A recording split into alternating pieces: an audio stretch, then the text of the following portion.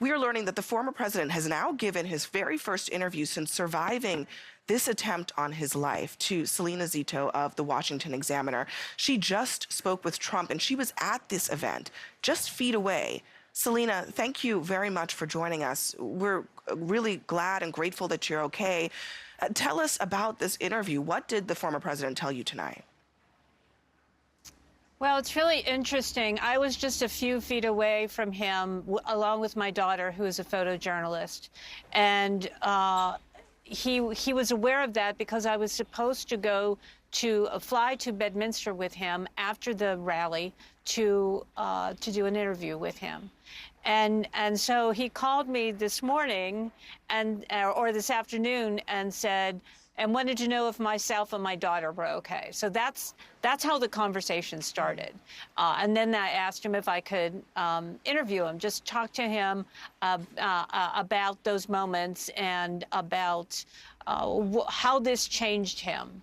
And that's when he said, well, I was going to do a speech that was going to be a real humdinger. I think those were his exact words. But, you know, everything changed in that moment. And Abby, you have covered his events before. When you watch him at a rally, he always looks forward. Always looks forward. He never looks to his right or to his left. And he had put a screen up that showed a chart. Also never does charts. And he looked to his right, something he never does. And as he looked to his right, the bullet grazed right past his face. And I was standing right there when it happened. And he said, in that moment, he understood that everything had changed for the country and for himself. What is the speech going to be about now? I imagine that the RNC was supposed to be both a celebratory event, but also a time to make the case against his opponent. What did he tell you he's going to focus on now? He said he was going to focus on bringing the country back together. He thought that it was very, very important that in that moment, when that happened to him, he understood this is what he wants to do, what he's supposed to do. And he talked a lot about when he stood up, and there's that sort of iconic moment when he puts his fist up. And he told me that he really wanted to project to people. He said it wasn't about him at that moment. He wanted to project to those people, and he says he loves these people, and they are the backbone. This is a Rust Belt area. This is a blue-collar, white, working-class, mostly crowd. And he wanted to project to he thought it was important to project to the country in that moment that everything was okay. That he was okay and the country was okay. And I thought that was really fascinating. And he was in a very good mood. He sounded incredibly upbeat. These moments have a way of changing people. Just 1 centimeter a difference, and we would have him be talking about a much, much different story today.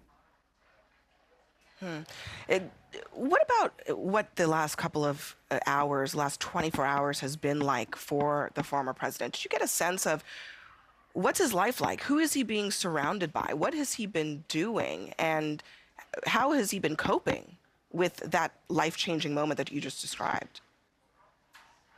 Well, he said he's been taking phone calls and talking to people of all different political stripes, of all different stations in life. And people are talking to him and of course, making sure that he's okay. So I think that he's feeding off of that positive sort of feedback from people. I mean, I did ask him who he was with. But, you know, he was, as I was interviewing him, he was getting ready to leave Bedminster and go to Milwaukee. Something he wasn't initially going to do, but decided, you know, I'm not going to let anything change me. I need to be there. I'm supposed to be there. I'm going there. You know, Selena, you've talked to Trump a lot. You've been around him. You've been to so many of these rallies. Trump is I think by his very nature, a pretty defiant personality. Do you get the sense that when he talks about unity, that is a change for him? Do you feel like it's something that he really means, or is it something that could fade as the days goes on between now and when he's expected to give his speech? Well, you know, I think he would argue that he does unify people, that he does bring together people in the way that in particular, in the way that he talks about people from the Great Lakes Midwest, who he feels have, and he believes, have been very disconnected from the process, sort of not really engaged, just sort of mechanically voted. But because of the way he talks about the dignity of work, the way he talks about the working class, and the way he tries to project this sort of part of something bigger than yourself, that he has electrified them, and so he believes that is unity. I mean, I can't speak for what's inside his head, but based on conversations that I have had with him, I think that he believes that that's very important, and from his perspective, he has done a good job of unifying people. And his coalition is growing. We can't deny that that's happening. But I think when I'm asking, really, I mean, this is the same person who often talks about retribution, about his political enemies, about the other side of the aisle. Do you think he's going to drop that rhetoric? Is that the sense that you got from what he told you? I got the sense that he believed that he should unify. What that looks like, I obviously don't know. I think both sides be really great if we weren't so harsh with each other, and harsh is even a mild word to describe some of the ways that we speak to each other and the way we talk to each other. And the way politicians talk, but I can't get inside his head. But in that moment, I believe that this is very important to him. All right, we'll see what he ends up doing. Selena Zito with the exclusive tonight, the very first interview with the former President Donald Trump after this assassination attempt. Thank you very much for joining us tonight, Selena. Thank you. And CNN's Whitney Wild is with us now with the latest on the investigation into the shooter's motive. Whitney, what are you learning tonight?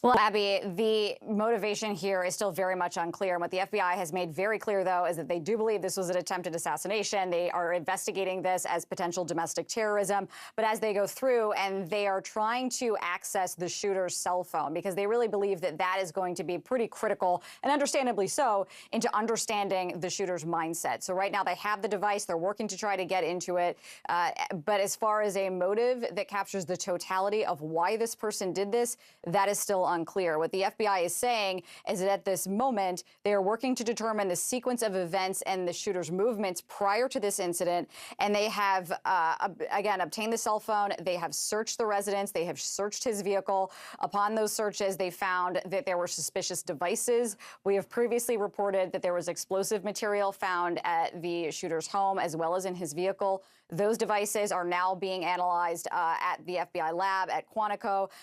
But all of this comes, Abby, as there are very serious questions for the Secret Service about how this happened. And what we know is that the building where the shooter was able to get his shot was outside the security perimeter. It was around 150 yards from the former president's podium. And several law enforcement sources I have spoken with have expressed real concern that a building that close was outside the hard perimeter. So the question here, Abby, becomes, was a member of law enforcement supposed to be stationed at that building, or did the Secret Service determine through a site assessment that that building didn't pose a risk? Either way, this was a major failure, and there are serious questions for the Secret Service. We have not seen anybody go on camera to take those questions from the press, although we have gone back and forth with spokespeople from that agency, and we've gotten a little bit out of them. But there are still major questions that they need to answer for, Abby. Absolutely. Whitney Wild, thank you very much for that reporting. And law enforcement officials are also piecing together the gunman's movements around the shooting. CNN's Brian Todd has more on that. Brian, tell us more. Abby, we have new information on the shooter's movements during and just before the shooting. We do know that he was approximately 150 meters away from where Donald Trump was speaking when he opened fire. That's less than 500 feet away from the former president. Also, according to the sheriff of Butler County, Michael Sloop, law enforcement officers saw him on the roof shortly before the shooting. One law enforcement officer hoisted himself up to the ledge of the rooftop, saw the gunman. The gunman saw him, according to the sheriff, pointed his weapon at the officer, and at that point, the officer had to drop down here for his own safety. The shooter then started opening fire on those positions. Also, we're told from a witness, according to witness Ben Macer, who talked to CNN affiliate KDKA, the shooter was seen moving. He saw the shooter moving from roof to roof to roof. It had to have been these roofs right here, these buildings all attached. So one witness seeing him moving from roof to roof to roof before he finally took a position right about there.